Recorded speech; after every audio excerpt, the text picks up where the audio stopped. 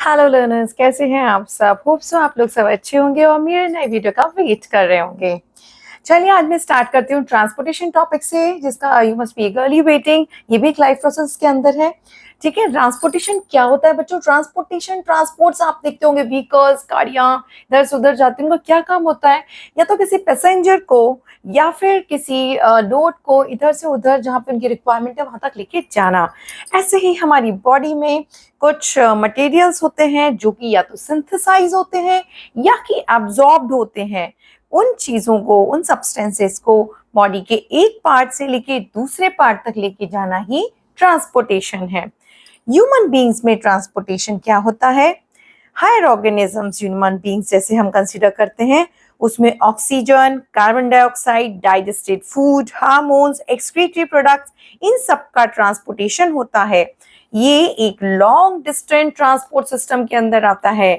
Human beings में यहाँ पे दो सर्कुलेटरी सिस्टम्स होते हैं जिसमें मटेरियल्स ट्रांसपोर्ट होते हैं अपने रिलेवेंट ऑर्गन्स या टिश्यूज में। ये दो सिस्टम्स होते हैं ब्लड वास्कुलर सिस्टम और लिम्फेटिक सिस्टम। इस वीडियो में हम ब्लड वास्कुलर सिस्टम को डिस्कस करेंगे। ब्लड वास्कुलर सिस्टम क्या होता है? वास्कुलर सिस्टम होता है जैसे जिसमें ट्यूब्स होते हैं, जिसमें कोई फ्लूइड फिल होता है। तो ब्लड वास्कुलर सिस्टम में कौन सा फ्लूइड होगा? ब्लड। तो ब्लड फ्लूइड होता है जो कि फिल होता है इन ट्यूब्स में और ये ट्रांसपोर्ट होता है एक प्लेस से दूसरी प्लेस पे। इस ब्लड वास्कुलर सिस्टम में क्या क्या चीजें होती हैं? इसमें फर्स्ट चीज होती है एक ऑर्गन जो कि होता है हार्ट। हार्ट का काम होता है या तो सप्लाई करना, पंप करना या रिसीव करना ब्लड को। दूसरी होती है ब्लड वेसल्स। ब्लड वेसल्स क्या होता है? एक ट्यूब्स होती हैं जिसमें से ब्लड फ्लो करता है। ये ट्यूब्स 3 टाइप्स में कैटेगराइज्ड होती हैं, आर्टरीज, वेन्स और कैपिलरीज। ब्लड होता है एक मोबाइल रेडिश कलर्ड फ्लूइड जो सर्कुलेट होता है ब्लड वेसल्स में। ठीक है, एक रेड फ्लूइड होता है जो कि सर्कुलेट होता है ब्लड वेसल्स में। इसका काम क्या होता है? ये सप्लाई करता है न्यूट्रिएंट को, ऑक्सीजन को सारे लिविंग सेल्स में और रिमूव करता है वेस्ट प्रोडक्ट्स जैसे कार्बन डाइऑक्साइड, है ना। जब हम एक्सेल करते हैं कार्बन डाइऑक्साइड तो इसको रिमूव करने का भी वर्क किसका होता है? ब्लड का ही होता है। इस ब्लड में भी 2 कंपोनेंट्स होते हैं, एक होता है प्लाज्मा और एक होता है ब्लड कार्पस्कल्स। ब्लड कार्पस्कल्स 3 तरह के होते हैं बच्चों। रेड ब्लड कार्पस्कल्स जिनको हम आरबीसीज बोलते हैं, व्हाइट ब्लड कार्पस्कल्स जिनको हम डब्ल्यूबीसीज बोलते हैं और तीसरा होता है ब्लड प्लेटलेट्स। इसमें एक पिगमेंट वर्क करता है बच्चों जो रिस्पॉन्सिबल होता है ऑक्सीजन कैरी करने के लिए। तो हम इस ऑक्सीजन कैरिंग पिगमेंट का नाम क्या होता है? हीमोग्लोबिन। ऑक्सीजन कैरिंग पिगमेंट जो कि ब्लड में प्रेजेंट होता है उसका नाम क्या होता है? हीमोग्लोबिन। ये ही रेड ब्लड सेल्स को रेड जो है कलर प्रोवाइड करता है। ब्लड के क्या फंक्शंस होते हैं? ब्लड का सर्कुलेशन रिस्पॉन्सिबल होता है सॉल्युबल डाइजेस्टेड फूड को स्मॉल इंटेस्टाइन से अलग अलग बॉडी पार्ट्स में लेके जाना, जहां पे ये कहीं तो स्टोर्ड होते हैं और एसिमिलेट होते हैं। ठीक है, फर्स्ट फंक्शन क्या हुआ? सॉल्युबल डाइजेस्टेड फूड को स्मॉल इंटेस्टाइन से अलग अलग पार्ट्स में लेके जाना और उसका स्टोर्ड होना और एसिमिलेशन होना फूड का। सेकेंड फंक्शन है ब्लड कैरी करता है ग्लूकोज को लिवर से मसल्स तक। ग्लूकोज की रिक्वायरमेंट में एनर्जी के लिए होती है, तो ये भी ट्रांसपोर्टेशन ब्लड द्वारा होता है। ब्लड नेक्स्ट फंक्शन क्या होता है? ब्लड कैरी करता है सॉल्युबल एक्सक्रीटरी मटेरियल, हमारी बॉडी से जो एक्सक्रीशन होना है जिन चीजों का जो कि हमारी बॉडी के लिए वेस्ट है, जैसे यूरिया होता है, वो लेके जाता है उन ऑर्गन्स तक जो कि एक्सक्रीटरी ऑर्गन होते हैं। ठीक है ना। यूरिया लिवर में बनता है लेकिन कहां पर जाके ट्रांसपोर्ट होता है? किडनी तक। तो ये कौन करता है? ब्लड करता है। नेक्स्ट फंक्शन ब्लड का क्या होता है? ब्लड कैरी करता है हार्मोन्स को कुछ एंडोक्राइन ग्लैंड से, ठीक है ना, कुछ अपने टारगेट ऑर्गन्स तक।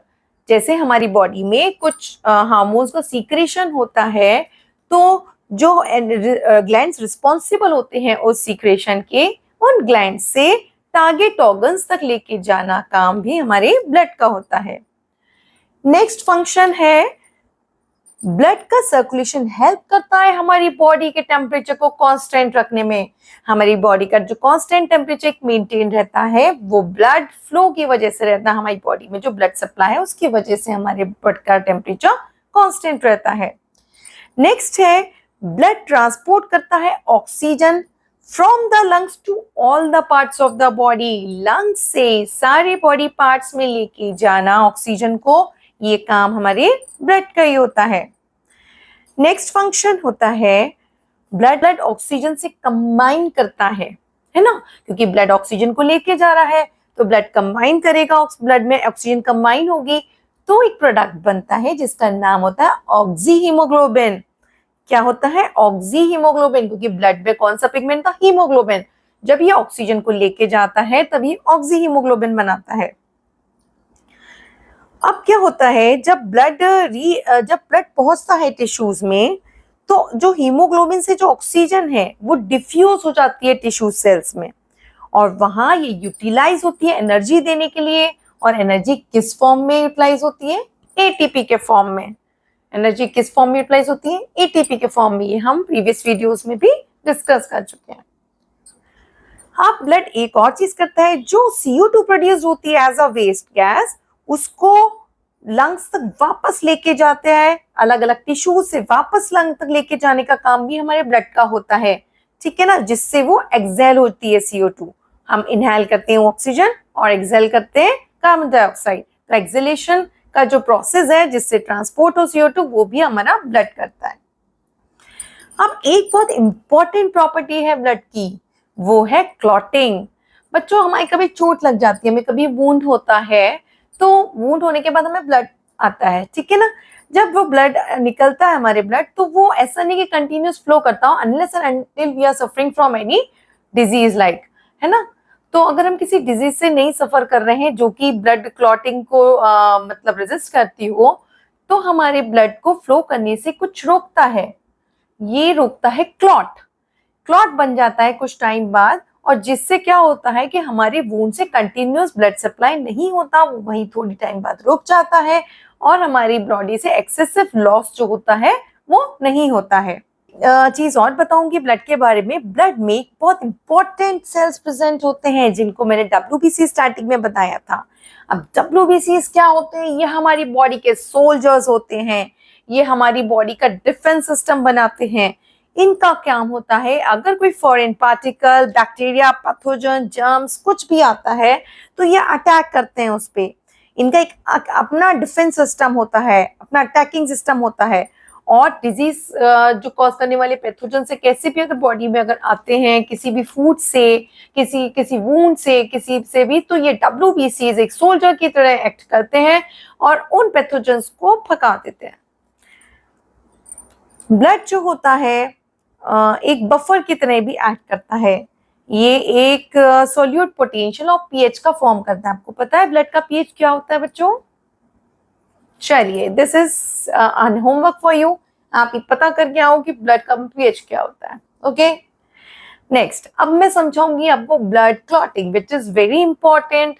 बच्चों, ये आपको आना चाहिए and exam point of view से भी ये blood clotting is an important thing, और इसको बहुत ईजी लैंग्वेज में बताते हैं। देखो, जब हमें कोई वूंड लगता है, हमारी कोई ब्लड वेसल रप्चर होती है या कोई टिश्यू रप्चर होता है, तो क्या होता है? ब्लड फ्लो होता है और एक्सेसिव लॉस ना हो, इसीलिए क्या होता है, एक्सेसिव लॉस अगर हो जाएगा तो क्या होगा बच्चों? अगर ब्लड हमारी जितनी बॉडी में है ना, अगर वो सारा ब्लड एक वूंड से हमारी बॉडी से निकल जाएगा तो हमारी बॉडी में एक्सेसिव लॉस हो जाएगा ब्लड का, हमारे ऑर्गन्स को वो ब्लड सप्लाई नहीं मिल पाएगी और इट इमेंस लॉस, मतलब बहुत ज्यादा loss can even lead to death like symptoms, है ना। डेथ भी हो सकती है, एनीमिक भी हो सकते हैं, कुछ भी हो सकता है। तो क्लॉटिंग का क्या फंक्शन होता है? क्लॉटिंग का फंक्शन होता है हमारे वूंड को एक कवर दे देना, जिससे अब ब्लड का फ्लो रुक जाए, अब नेक्स्ट नहीं होना है। तो ये प्लग फॉर्म कर लेता है। ये ब्लड क्लॉट क्या होता है, वो एक एक्चुअली प्लग होता है जो इंजरी को के ऊपर जाकर स्टिक हो जाता है और फर्दर फ्लो ऑफ ब्लड को रोकता है। ठीक है, ये एक थोड़ा कॉम्प्लेक्स प्रोसेस है जो इनिशिएट होता है और मेंटेन होता है प्लेटलेट्स द्वारा। ये जो प्लेटलेट्स होते हैं सर्कुलेट होते हैं बॉडी से, मतलब ब्लड कंपोनेंट्स के साथ ये प्लेटलेट्स भी हमारी बॉडी में सर्कुलेट होते रहते हैं, है ना। अब देखो फंक्शन क्या होता है, जहां से आपको चोट लगी, आपकी जो रीजन ऑफ इंजरी है, जहां पर आपका चोट लगी है वहां पे कोई टिश्यू इंजर्ड हुआ, टिश्यू के इंजर्ड होने से कुछ प्लेटलेट्स रप्चर्ड होते हैं। क्या होते हैं? रप्चर्ड होते हैं। रप्चर्ड प्लेटलेट्स क्या होता है, एक थ्रोम्बोप्लास्टिन जो कंपोनेंट है वो रिलीज करता है, थ्रोम्बोप्लास्टिन को रिलीज करता है। कौन? रप्चर्ड प्लेटलेट्स जो होते हैं वो थ्रोम्बोप्लास्टिन को रिलीज करते हैं।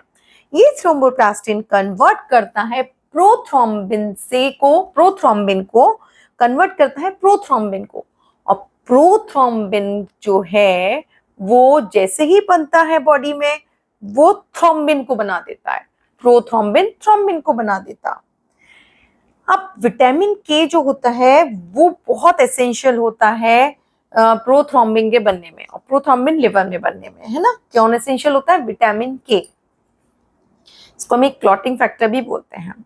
ठीक है, अब प्रोथ्रोम्बिन से थ्रोम्बिन बनता है। फिर थ्रोम्बिन क्या होता है, एक प्रोटीन प्रेजेंट होता है हमारी बॉडी में जो सॉल्युबल फॉर्म में रहता है, उसको बोलते हैं फिब्रिनोजन। तो जैसे ही प्रोथ्रोम्बिन ने थ्रोम्बिन बनाया, थ्रोम्बिन क्या करता है, उस सॉल्युबल फिब्रिनोजन को इनसॉल्युबल फिब्रिन में कन्वर्ट करता है, फिब्रिनोजन को फिब्रिन में कन्वर्ट करता है। फिब्रिनोजन क्या था? सॉल्युबल फॉर्म, फिब्रिन क्या हुआ? Insoluble form. और ये फिब्रिन एक polymerisation process, rapid polymerisation process के अंतर्गत होता है।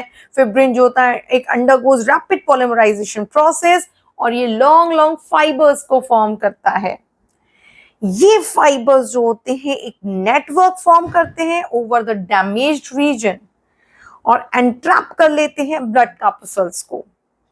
और जैसे ही ये नेटवर्क ऑफ फाइबर्स जो होता है एंट्रैप कर दिया उसने ब्लड कार्पसल्स को, तो एक क्लॉट फॉर्म कर होता है।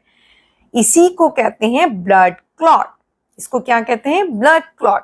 इस तरह से हमारा क्लॉटिंग होता है।